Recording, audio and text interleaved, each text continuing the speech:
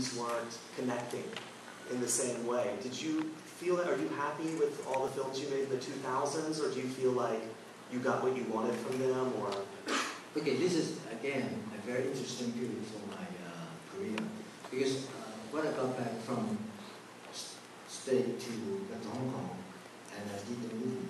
From working on the Jean-Claude Van Damme films? Okay. And then I go back to Hong Kong and start working time and time. And in that period of time, I was thinking I should do something different.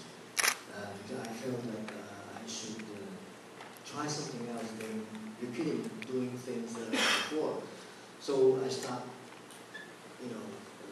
project with something that I haven't done before. In the same time, I was actually writing detective D. So you started all the way back then? All the way back. I was writing detective D. The story was like I was writing detective D. At the same time, another person also was writing detective D. And we always exchange ideas about detective D. We were thinking actually my detective D may be about totally different one character, and then his detective D was totally different character. And then we were planning. I was planning detective soon. 5 years ago, the other guy, Chang Fu, asked me if I'd be interested in doing his detective. I said, okay, I'd rather have one than two. That's why, that's what happened to detective. So throughout these 10 years, I was doing different things at the same time. I was also doing the same thing. But I mean, when you look at,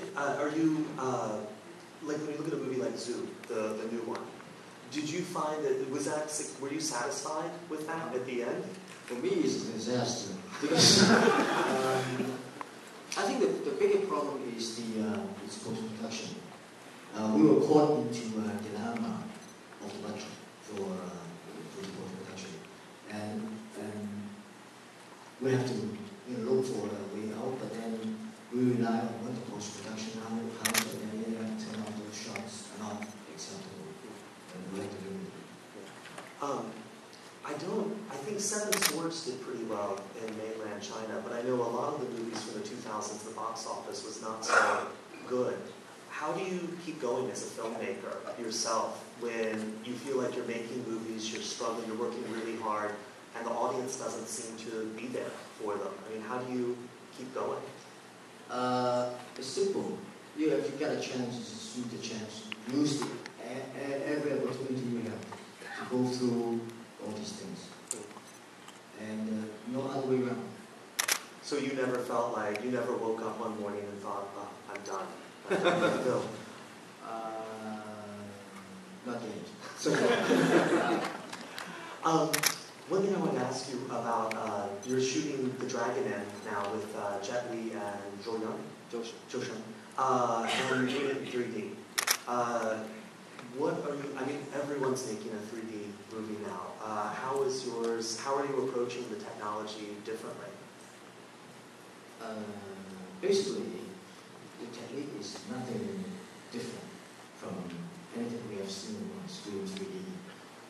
I think the fun thing is how to create 3D with something traditional.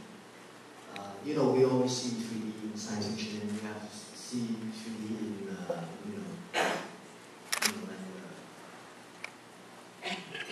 Western action movie. But then we haven't seen anything in our heritage, our tradition, the kind of thing that we always see in 3D. That's why I want to, go into that for really an exercise, to put myself into a new page of creativity. Because it definitely will affect your thinking. Shooting 2D is something you're looking for new things, a fresh idea to make a story, a new story, a new character, a new style for a movie. I think I'm one of the audience that will go see my movie first. I have to entertain myself before I entertain other people. So in this case, I'd be very, very anxious to go into 3D because I think 3D can change some of the things that I used to do in the past, such as the way you tell a story. Usually we're talking about fast-paced cutting and editing, but then 3D you cannot do it. because it disorients the viewer? Or? Because, you see, in editing, we always have the concept of you cutting too fast. That means you will cut away the depth, the space, the volume of the subject on the screen. You can see the energy very strong on the screen, but then actually you will lose the depth, the space, the air, and the volume of the subject on the screen. And exactly that's what 3D should do. We create a volume, the space, and the room of the story. And we generate some sort of a different effect for the audience experience to live in the movie by seeing the story in another angle. One of the things that's always been sort of remarkable about your action scenes is the geography is very carefully laid out and the location.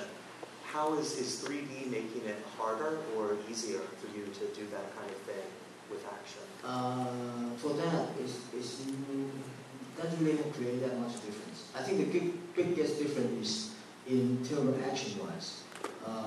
It's more demanding to create a perspective of action by keeping the shot longer than it should have before compared to 2D. So this is the part where we usually want to define what 3D can do for the movie. Who's the action director on Dragon, the new one? The new one is a group of three. One is Yun Bing. So actually, he's one of the action directors for this Dragon here. And another one is his name is Lan Hai Han. It's very difficult to pronounce his English. He's the one who did is the assistant of Sun Hong. He also involved in Detective D. And then another action director called Sun Jianhui. He was involved in the early film called The Shaolin Temple. Oh, the one from the 80s. So we have a group of 3 people working on action.